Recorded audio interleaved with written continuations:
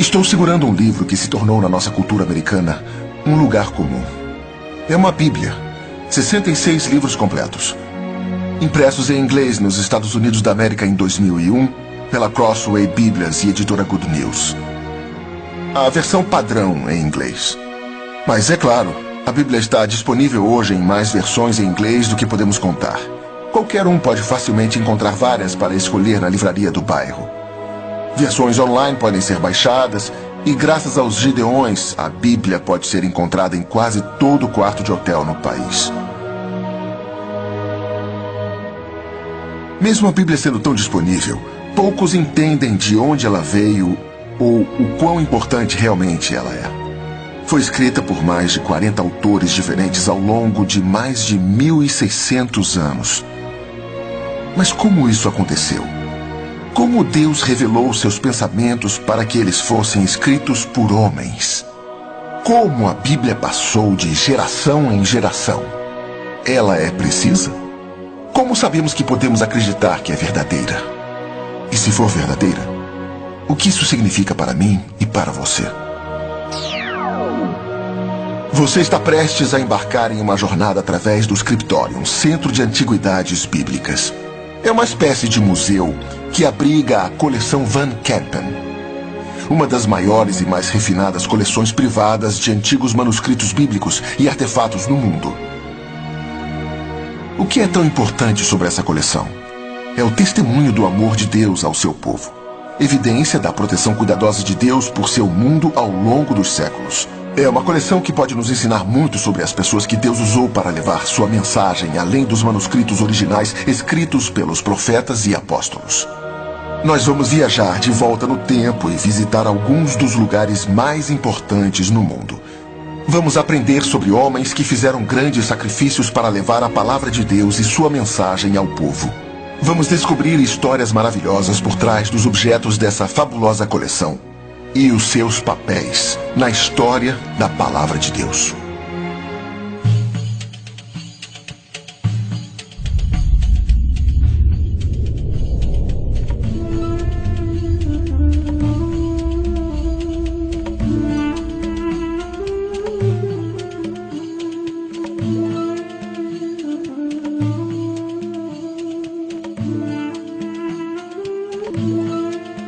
Nossa jornada começa na antiga Babilônia, Ur dos Caldeus, uma terra de reis e reinos, a terra dos profetas Abraão e Daniel. Os artefatos nesta sala são datados de 2.300 anos antes de Cristo, tendo assim mais de 4.000 anos. Foi aqui, na antiga Babilônia, que a comunicação escrita teve início.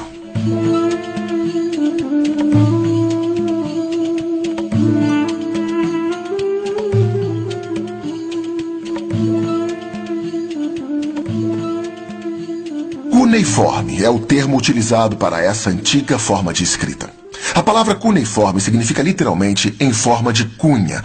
Cuneiforme não era uma língua, era um método de escrita que permitia aos escribas fazer anotações e documentar eventos. Os escribas moldavam argila mole em tabuletas ou outros formatos diferentes. Então, usando um pequeno estilete feito de cana, faziam gravações na argila. Cada combinação desses pictogramas e ideogramas era como um código especial, legível para o rei, os escribas e os oficiais da terra. Este sistema de escrita levava à associação dos símbolos com certos sons, o princípio do que conhecemos como alfabeto. Neste momento da história, Deus ainda não havia se revelado para os homens na forma escrita. No entanto, nenhum desses artefatos contém textos das Escrituras. Mas o desenvolvimento da escrita foi um passo crucial no plano de Deus para continuar o processo da revelação. Revelação é Deus se fazer conhecer pelos homens. Quando Deus se revelou pela primeira vez na forma escrita?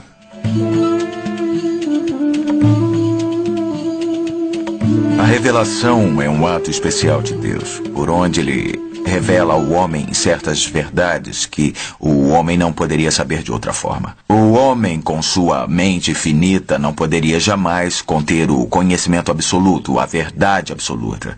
Só uma mente infinita, a mente de Deus, pode conter essa verdade. Então, o único aspecto da verdade absoluta que somos capazes de saber é o que Deus decide revelar a nós.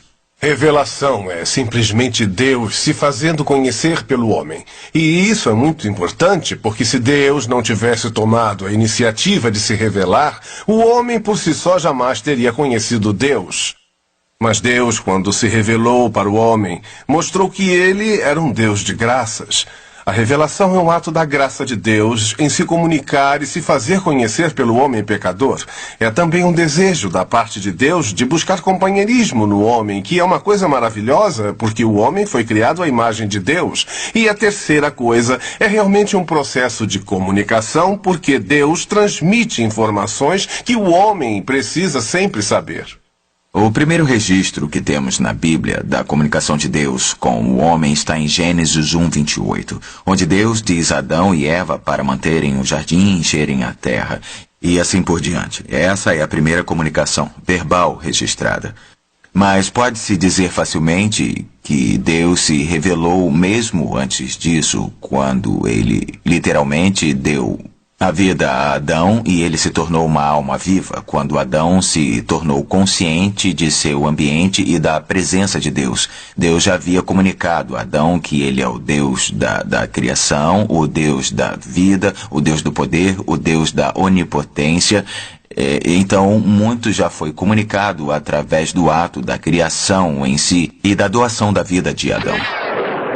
Através da história, Deus se revelou ao homem de diferentes maneiras, o que os estudiosos chamam de revelação geral e revelação especial.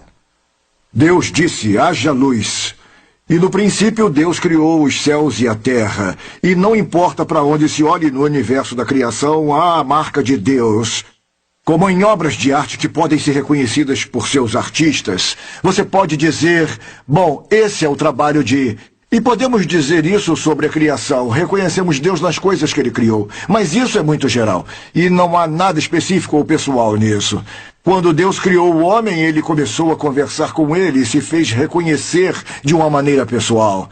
Essa é então a chamada revelação especial, porque vai além da ideia geral de conhecer Deus. E essa revelação especial tomou duas formas. A primeira sendo a comunicação de Deus, que eventualmente se tornou escrita. Então, a Bíblia, que é a comunicação escrita de Deus, é a autorrevelação de Deus, e isso é a revelação especial. É verdade que quando Deus começou a se comunicar com o homem, ele geralmente fazia de forma individual, mas quando chegamos ao livro de Josué, nós vemos uma mudança na maneira em que Deus opera. Depois da morte de Moisés, e Josué era agora o líder dos filhos de Israel, Deus disse que ele deveria consultar a lei de Deus, os livros de Moisés. Então Deus indicou que ele agora iria guiar o seu povo, principalmente através de um livro e não apenas falando com eles. Nós temos esse livro nas Escrituras de hoje. Temos a direção de Deus, os mandamentos de Deus e Deus nos guiando através de um livro. Mas havia uma outra questão sobre isso, que o próprio Deus veio e nos visitou. Ora, isso não aconteceu até que Jesus veio ao nosso mundo, mas foi antecipado pelas profecias, pelas promessas de Deus. E isso aconteceu bem ali na Babilônia, onde com Eva, quando Deus falou com ela no Jardim do Éden, que estudiosos dizem que foi essencialmente na Baixa Mesopotâmia, na região do Golfo Pérsico, e Deus disse a Eva, sua semente ferirá a cabeça da serpente. E isso é chamado de proto-evangelho, que é a primeira fala do evangelho. Então houve uma antecipação desde o início que Deus teria uma presença física no mundo. Ele viria nos visitar. E então nós conheceríamos Deus, não de uma maneira distante, não só de uma maneira verbal, mas o conheceríamos de perto, pessoalmente. O Deus da Bíblia é um Deus de muitos atributos imutáveis. Ao contrário dos deuses da mitologia pagã, ele é um Deus pessoal. E esta revelação de quem é Deus e a salvação que ele provê, que torna a mensagem da Bíblia tão importante para todos ouvirem. Uma das principais palavras do Antigo Testamento é a palavra hebraica hesed, que significa amor bondoso ou complacente. E este é outro aspecto singular do Deus dos céus. Ele é um Deus disposto a se sacrificar por nós, em nosso dilema de pecado e também de desobediência a Deus. As Escrituras registram a história dos grandes atos de redenção de Deus, que culminam na pessoa e nos trabalhos de Cristo. São uma prova de que ele é suficiente para a salvação. Compreensível em seus ensinamentos básicos, o conhecimento da palavra de Deus é necessário para o homem pecador e tem autoridade para suas crenças e ações. Nós temos em nossa coleção uma das mais fascinantes peças de arqueologia já encontradas. É chamada de artefato feito de argila e originalmente tinha aproximadamente 35 a 40 centímetros de altura e era chamado de prisma. Era feito da roda do oleiro, então era oco e depois de terminado era cortado em 6 lados para formar um hexágono. Então o escriba escrevia nele e depois de terminado era colocada uma superfície abobadada sobre ele. Esta peça em particular é chamada de prisma de Senaqueribe, porque foi feita pelo rei Senaqueribe, o rei da Síria, após a sua campanha contra a nação de Judá. Tudo isso aconteceu por volta de 701 a.C. E nesta parte em especial do prisma encontramos as palavras que dizem que Senaqueribe conquistou as cidades muradas de Judá, o que é realmente verdade. Ele cercou Jerusalém, o que também é verdade. Pagavam impostos a ele, também é verdade. E ele até diz que aprisionou o rei Ezequias como alguém que aprisiona um pássaro na gaiola. No entanto, ele não nos conta o resto da história. Precisamos buscar nas Escrituras para saber. Lá no livro de 2 Reis, 2 Crônicas e até no livro de Isaías, nós descobrimos que o anjo do Senhor entrou no acampamento dos assírios e matou 185 mil deles. Então, qual é o valor disso? Até onde sabemos, não há textos das Escrituras gravados em escrita cuneiforme. Mas essas peças históricas mostram que a Bíblia é precisa e que podemos confiar nela. Nós vimos que as Escrituras são o registro escrito da revelação de Deus ao homem através da história. Venham comigo agora, enquanto seguimos para outra época, para um lugar onde verão um dos exemplos mais antigos das Escrituras propriamente ditas.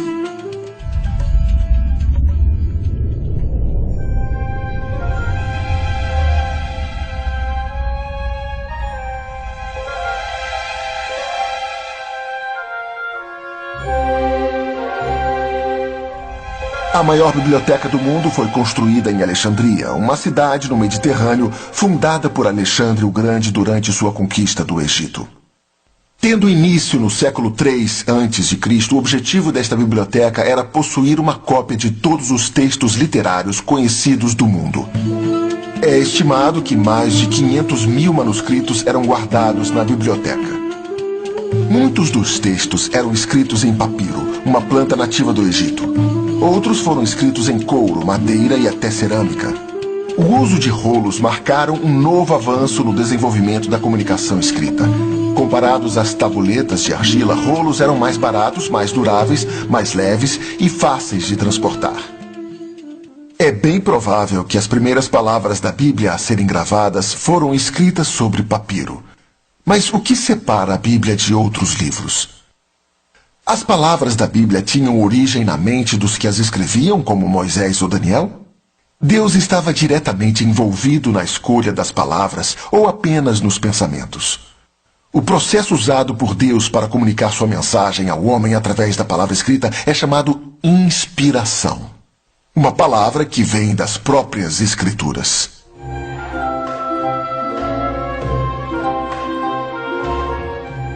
Usamos o termo inspiração muitas vezes imprecisamente. Na verdade, veio da palavra grega theopneutos, que literalmente significa assoprado por Deus. Mas o que é interessante a respeito da palavra é que tem a conotação não só de respiração, mas de inspiração. E não apenas Deus inspirando em si mesmo, mas Deus respirando dentro do homem, a quem a revelação está sendo dada. É literalmente Deus falando através do Espírito Santo, falando através de um homem para os homens. É um ato de Deus muito misterioso e miraculoso, sem dúvida, mas é absolutamente essencial, porque sem inspiração a Bíblia não teria a autoridade divina sobre a vida dos homens para ser a base do que eles acreditam e como vivem. A Bíblia afirma por si mesma ser inspirada. Segundo Timóteo 3,16, toda a Escritura é inspirada por Deus. Isso foi escrito no final do ministério de Paulo. Segundo Timóteo, foi uma das últimas coisas que ele escreveu. Então, todo o Velho Testamento, assim como o Novo Testamento, foi inteiramente captado pela mente de Paulo quando ele disse que toda a Escritura é inspirada por Deus. Isso é uma declaração de quê? De que a Bíblia é inspirada. Quando se pergunta como é que ele fez, não é dada muita informação, mas há uma janela muito interessante e está em 2 Pedro 1:21.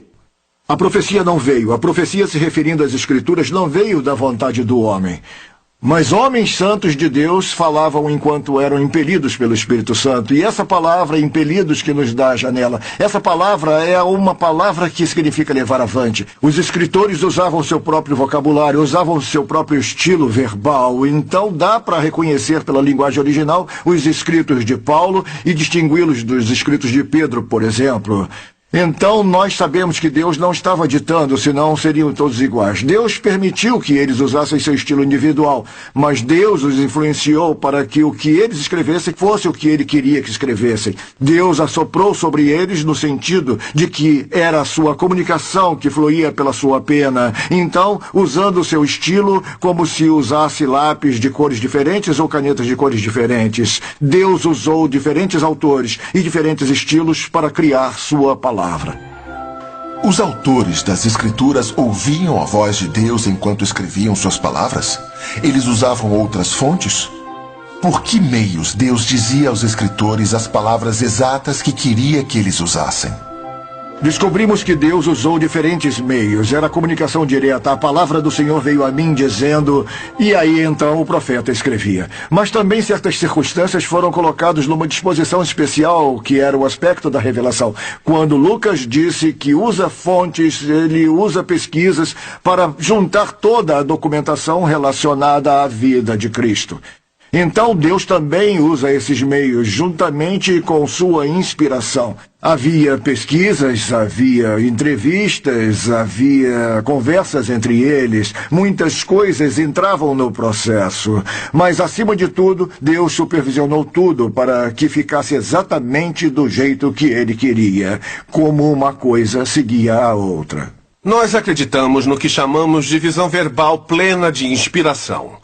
A palavra plena significa simplesmente totalidade. Nós acreditamos que toda a Escritura foi inspirada por Deus, incluindo as genealogias. E isso é muito importante, porque há pessoas hoje em dia que acreditam que a Bíblia se torna a palavra de Deus quando fala com você.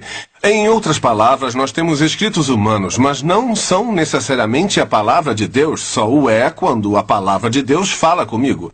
Mas se nos ativermos ao que chamamos visão plena de inspiração, saberemos que toda a Escritura é inspirada por Deus. Nós também incluímos nessa visão de inspiração o que chamamos de inspiração verbal. Isso significa que as próprias palavras são inspiradas. Por exemplo, no livro de Gálatas, no capítulo 3...